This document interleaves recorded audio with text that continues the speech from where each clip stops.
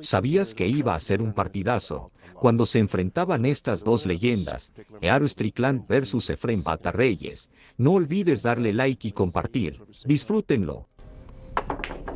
I'll tell you the truth, the safety looked as tough as trying to pocket that one. I think I would have played to pocket the which is a one. problem area for Earl now.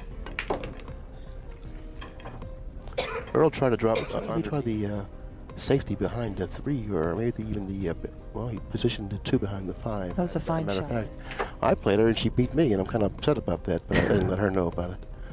She also defeated some other fine players, Tang Ho from Los Angeles, other end in front of the upper right-hand corner pocket. This is a very big shot in this opening rack. Ooh.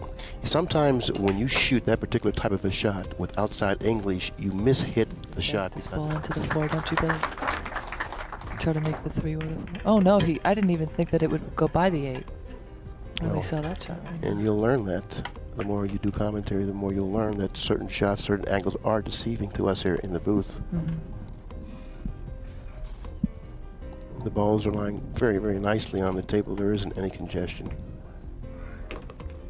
Right in the middle of the table. Right.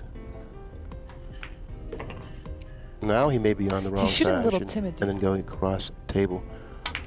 Not that it's all that difficult, but it's a little more work than he should have had to do, considering the position he had on the 6. But nevertheless, he was able to handle it quite nicely, and he should win game number 1. And you're right, he was a little. Yeah, he is shooting timid. It's not like him. He's jumping on up on shots that I expect him to stay down and fall to the wall. Nice work. Reyes breaking the balls in game number 2.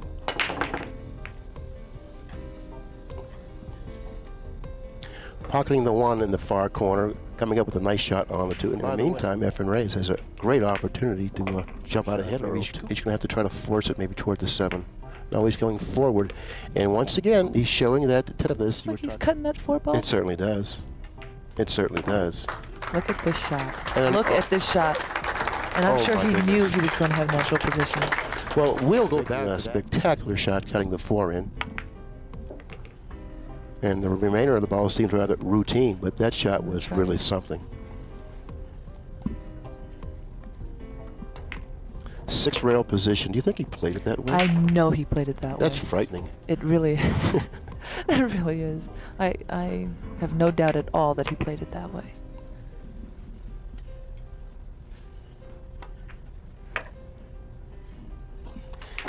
Well, one of the things that makes EFRÉN such a great player is his ability to recover. He's so resilient.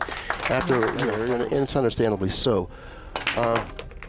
Could you ever imagine yourself playing as well as EFRÉN Reyes? And what would you give to play as well as EFRÉN Reyes? Because by pocketing the 2 in the corner, he doesn't have to worry about position. That's right. That comes automatic, and the remainder of the rack should. To the bottom rail, to the right-hand side rail, and back up for the 5. That's exactly the way he sees it too, because he's positioned as you described it. And making sure he hits 3 rails, I believe. 1, 2, 3. He didn't hit as much as the 9 as I expected him to hit, but nevertheless, he still hit the 9 and took the route. 9 he was going to hit at that speed. I would have made sure I only hit 3 rails just like he did, for the reason that I don't want to take a chance of it being able to possibly. That shot was very important, considering that if he hit it too hard, the possibility of a scratch was available, and you don't want to get beat by that. This is game number 3. Reyes already leads by the score of 2-0, and he's looking to extend it. And now he's stroking the ball. Well, there's a lot to be said about being at the table with a shot and running out a couple racks. It sort of like loosens up your stroke. And when you're playing, I don't know, to sit here beside you and watch these 2 guys play this game. There's the 9. It is. Well, that's game number 4. It goes to Reyes, who now leads in a match by the score of 4. I try to think as positive as possible. I don't think about whether or not they're getting rolls or how good the person's shooting. I'm just thinking, Well, that way of thinking is definitely right. And you understand that patience, and it's going that way again. Look, that patience is really a virtue, and that if you have it, you'll do much better. Pocketed the 9 now twice on the break. The score at this juncture of the match is 5.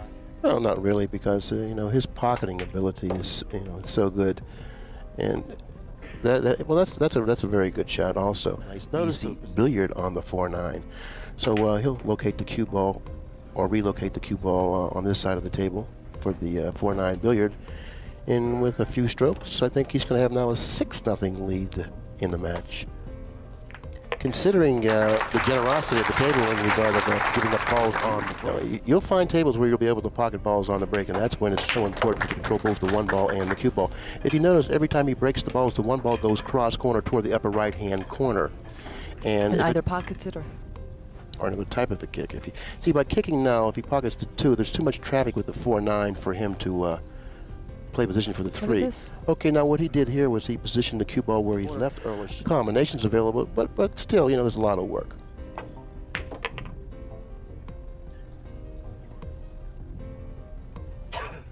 Feeling that Earl may have been a little bit tight in the chair, maybe mispocketing the 2. Well, Earl seems to be quite comfortable with very gutsy shot. He's made some good shots.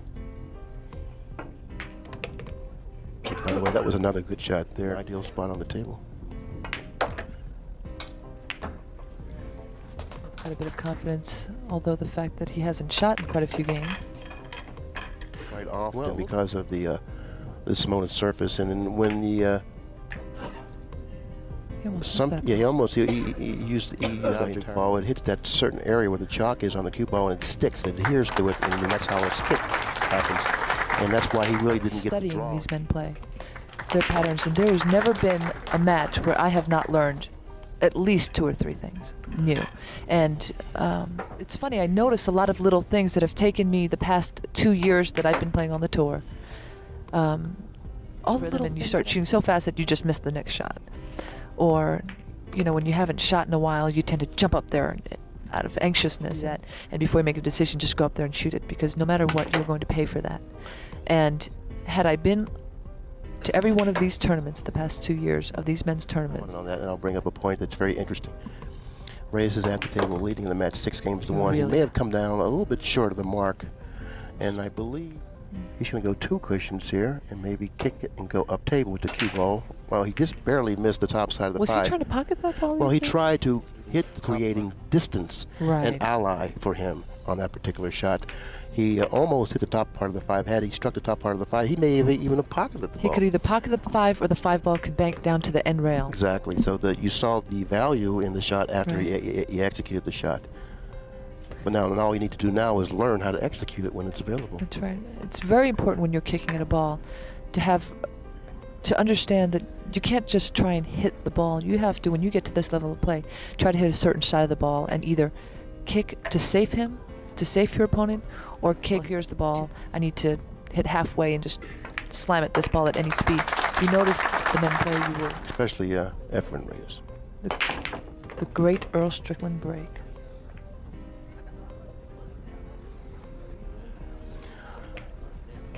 Oh, now this is... because even if EFRÉN, who will probably kick the ball and make it, he doesn't have to get position on the 4 with the 7 He's there. pushing for a jump shot here. Now EFRÉN will realize that the greatest jump shooters in the world to shoot it. That's right. Well, and that time he wasn't able to perform, but he hardly got games he really needs these opportunities. Whenever I go for a run out where every ball, such as the 6 pocket, I always try to find what's called the key ball, what you're going to have the most trouble at. That's the first thing I look for, the problem area, which here would be the 6 ball. Earl's body language prior to shooting the 5 was an indication to me that he was really unhappy with the position that he had on the 5. I myself didn't really see it, so I don't really know how to interpret some of his body language at times. You know how I interpret it? I really believe that Earl, although I don't know him very well, I believe he really truly loves. Sometimes it becomes a job for some people, and I really believe that he truly loves this game, and he wants to execute his playing as perfectly as possible. So I think it's just out of the perfectionist in him. And that's really an honor. You're the tambourine man. Anyways, after game number 9, after game number 9, Earl Strickland trails in the match by 3 games, 6-3. What's the tambourine my time? Yeah, that's okay too. There's a lot of things that happened before your time, as a matter of fact. Yeah. How old are you now? Such as the men and the women playing together. It's really a shame.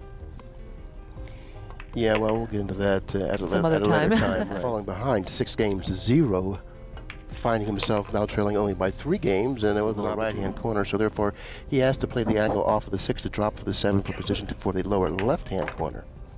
And it looks like he's played it himself in just about perfect line, because if you notice the angle that he has, all he needs to do now is follow it to the side cushion, and he's in perfect line.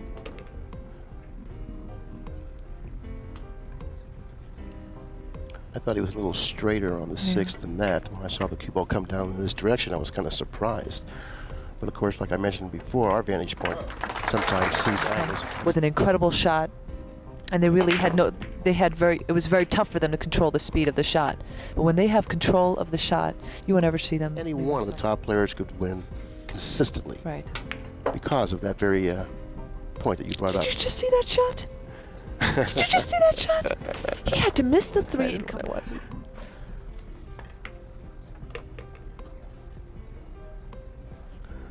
Sometimes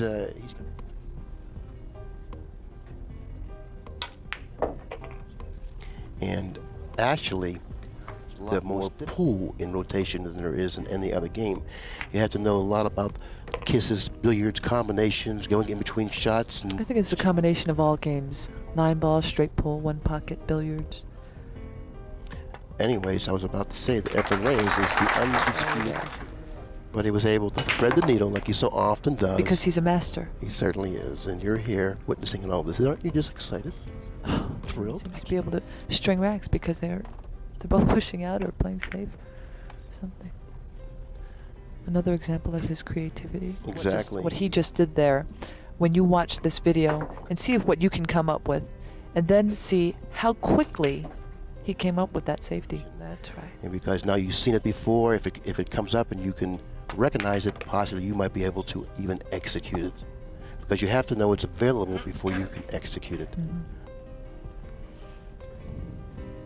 I don't think Earl's going to like his next shot here. Okay. Beautifully executed once again, positioning the cue ball behind it, squarely following through it, and then eventually ending up behind the 3. So therefore, even though he was baffled, it wasn't for long. He didn't scratch off the 9. Or make the 9. So he opted to play the safe. He said, no, I'm not going to fool with this. It's a little bit too dangerous. I'm going to play the safe and possibly even hook him behind the 6. He saw that even if he made the shot, most likely there was no reward. The position of the 1 and He 8. makes the 8 ball away.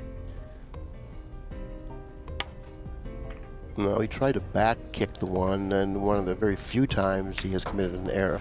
You've been I study analyzing his game quite well, you know. You do study him. He did that exactly. Doing it like it was planned. These stats tapes are, in fact, more valuable than practice. I think again, they're I practice so much. invaluable. That's right. It's I learned so much from these tapes. I study them, and it's real important exactly what they do. And before they shoot it, I think about it. I exercise my brain to try to think like they do. You know, I really think about, well, what would I do in this situation? And when they do something different, I want to understand why. And if I don't know why, I will replay that shot 100, 1,000 times if I have to, till I can start to understand. Decide how you would play it, then you would watch to see how the pro plays it. So it's the same thing. And you're right on in knowing how to take advantage of the tapes. Do not just look. I'd like to ask you a question. What do you do in your spare time when you're not eating or playing pool? At the end of the AccuStats tapes, I go to the pool room. When I come home from the pool room, I watch an AccuStats tape. And then I go to sleep so that I can wake up in the morning and play more pool. This, right here, what we are doing, sitting next to you, watching the greatest players play, is, look at, do I need to say more? Emotion, exactly. That had he been a hair differently, he would have had a shot either way. He played a great shot there, a nice safety there. Right. What he had to work with, he did well with. So to hit the bottoms of the 2, do you think so? Putting the 2 up table and bring the cue ball back down? Exactly. That's exactly what he attempted. Now he got a little bit of a fortuitous roll once again because the 2 went, you know, and he's playing with seems like he does sometimes most of the time. Yeah.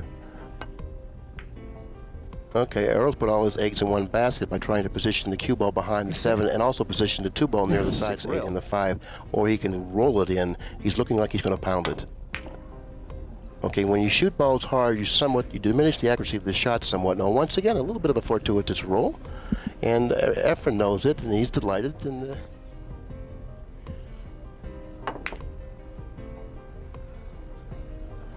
I can't see the cue ball. He's positioned it behind the 7. He needs it behind the 7. The only way it could go wrong here is if he hits it fully enough to continue to fall and scratch, because as he's going to it, he will have a high ball on it. And follow and scratch, as I called it. That's the only thing that could go wrong. I knew he was going to hit the ball. That was the only thing that could go wrong. There was another point that you brought up earlier in the telecast about when you fall behind, you still have to maintain that patience, that deliberate play to get back into the match, and a lot of players don't have that. Now, I made a comment in an earlier match with David Maddox, and I said to him that, and he agreed, and he also brought up the point that sometimes when players fall behind, they have a tendency to start shooting very quickly. Do you think you would have won 2 rails on that shot? I'm sorry, but that's something that I disagree with him, and of course he's the better player, but I wanted to ask you, on that 6 ball, I would have went 1 rail because I would have maintained the angle that I wanted from the time it hit the rail all down towards the 7. Whereas he went 2 rails, and he was closer to straight in for a longer period of time when he needed to keep an angle no matter what. Well, the way you explained it, look at this. Athleticism he's just displayed here. I don't know where he was agreed that, you know, that lead was certainly not insurmountable when we're playing the caliber of players that are out there tonight. That will be very costly. No, it hasn't. It hasn't, but it doesn't matter. He's not going to position for that pocket anyway. He might. I don't think so. Okay, he opted to go to the corner, which is an indication that it's true. You know, he could have gone a little farther. Hit a little roughly, but jumped up on the shot. You strike the object ball and the cue ball. It's okay to jump. The problems are when you jump before striking the cue ball. Because your body's in motion. You know who jumps up a lot, but he jumps up after he strokes the ball? Tommy Kennedy. He certainly is, and he had a great tournament. I believe so. I think he finished 5th in this event. 5th. Or maybe even 4th, it may have been. No, I think it was 5th. 5th, matter of fact. C.J. Wiley just defeated Rodolfo Luak. Luak goes to the ice, and it looks like he's going to win a tournament, and I think it's going to be in a very near future. So therefore, if he goes on to win, there Look goes at the 9 ball. Now that's the 3rd time Reyes has pocketed the 9 on the break. There it goes again. It was going again. Well, anyways, I commented to David Maddox about C.J. Wiley. But of course, he has a couple obstacles to overcome, and those 2 obstacles are the gentlemen that are out there on the floor right now. Pocket. So even when he jumps the shot, he didn't go for the jump shot. That's an excellent kick. He was able to put both the 1 ball and the cue ball on opposite sides of the table, and we can see, have a little better look. You may be right, it may not go, so therefore, or maybe he's forcing it in. He's drawing it, forcing it in. Okay, that's what he did. With the draw, it gave the 2 balls follow. It was a great shot, Billy. I'm sorry, I just You have to have knowledge, you have to have touch, you have to know how much draw and what kind of speed. It was a great shot. You're right. Inside joke. Okay, back to the match. Billy's commenting about my ex-boyfriend crowd.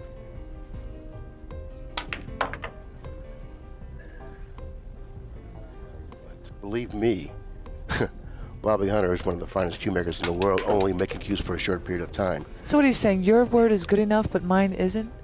Although you're best friends with Bob also? Through association, they're going to think that. In the meantime, this isn't really that easy of a shot. But it hit the center of the pocket. That's right.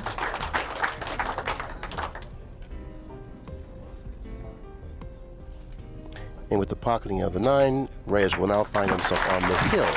He's going to make sure that 9 ball doesn't go in the pocket. I don't know about that.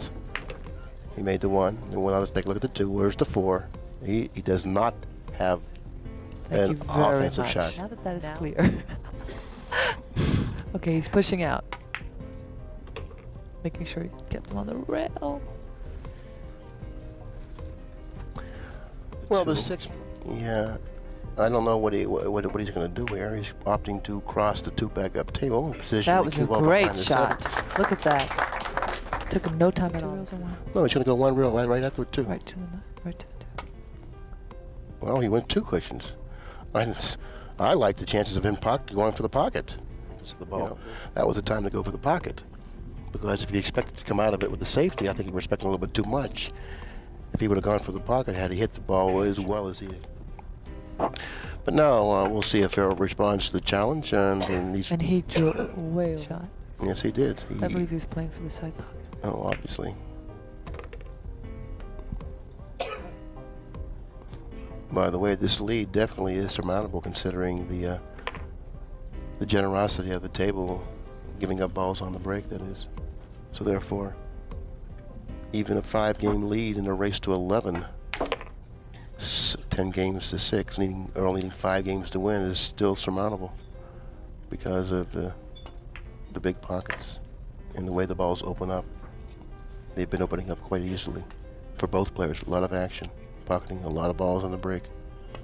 Earl's not out of it yet. Balls tightly enough for him. And because he's racking them tight, and he's been giving Reyes a real good rack, and that's the reason why Reyes has been pocketing the 9. And he figures since he has a better break than Reyes. I asked you a question. You had an opportunity to talk. Myself? I have no idea. Oh, first time you had no idea. Billy, the 2 can pass the But 4. he does, so therefore he may see something differently. Look at this. How'd he hit it? He made a very good shot. I didn't see that shot. Possibly I may have executed that shot, or at least tried to, but he saw the shot, executed it perfectly, and he's at the table once again with an opportunity to narrow the gap. Ice. Ice. That's what's in his veins. Ice, do you think? Ice. 6. It looks like it's, yeah. He's not showing, sure he'd really be upset. Yeah, he's showing no sign of distress. Distress, good word. And so therefore, indication that he is in line. Game 18 looks like it's going to go Strickland's way. With the pocketing of the 9, all of a sudden Earl will find himself only 2 games from hell. The breaks, making sure you don't scratch on the break is so important. That some 1 people ball. Nothing. Nothing. And well, it seems like it's going to be all over, Jeanette. Reyes is stepping to the table. The 4 ball does clear the 9 into the lower right-hand corner pocket. Well, considering the position of the 3, he wanted a little straighter angle than he ended up with. Now he's going to have to go across table, which he does. Great shot. He avoided the contact of the 4 on the side. Go up table off of that, or what do you want to do here? Okay, he went into the 9, and have to probably end up shooting the 5 around the position of where the 7 is. Okay, so this is still interesting. But he's going to go around the 8, that's for sure. If he, well, he did go 2 cushions, and he shot it in that fashion because he increased the accuracy of the shot by shooting it like that. Makes the shot a lot easier to execute. And with that shot, it looks like he's going to close out Strickland's. Because this angle may suggest that he goes 2 cushions. I think he'll go 1. 1 cushion, he's gone. Finding himself in... It's hard to shoot a shot that hard, you know, because you decrease the accuracy somewhat, but when you have the confidence in your ball pocketing ability, you can do things like that without being a bit nervous. And at the end of game number 19, Mr. Reyes defeats Earl Strickland.